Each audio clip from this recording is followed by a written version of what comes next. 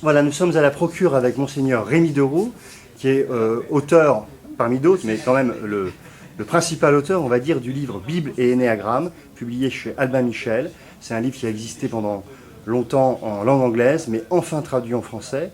Rémi Deroux, est-ce que vous pouvez juste nous dire, vous qui êtes évêque de l'Église catholique, en quoi, pour vous, il y a une résonance entre l'énéagramme que vous utilisez, connaissez depuis longtemps, enseignez depuis longtemps, et les figures de la Bible comme archétype de l'énéagramme?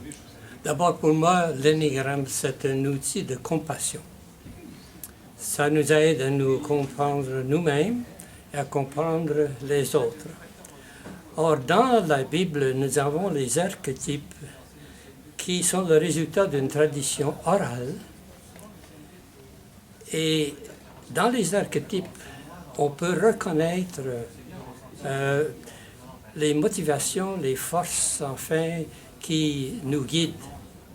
Alors, c'est pas que nous typons ces archétypes, pas ça du tout, mais simplement, puisqu'ils ont un peu des caractères universels, nous trouvons chez eux les caractères des êtres humains.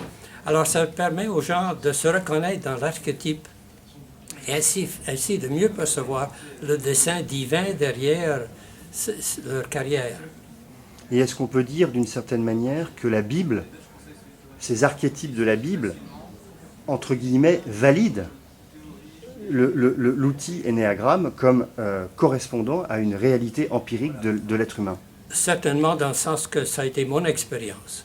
Comme évêque, comme pasteur, d'ailleurs, je suis ici sur le plan pastoral, j'ai trouvé que cela m'a servi énormément à moi-même et aussi à d'autres. Et je pourrais donner des exemples, mais on n'en a pas le temps. Merci beaucoup, Monseigneur Rémi Deroux, et surtout, merci d'être venu du Canada pour quelque temps en France, pour la sortie du livre, pour les rencontres chrétiennes de l'énéagramme, pour un stage que vous allez aussi animer sur les figures bibliques. On est très heureux de vous voir à Paris avec nous. Merci beaucoup. Voilà.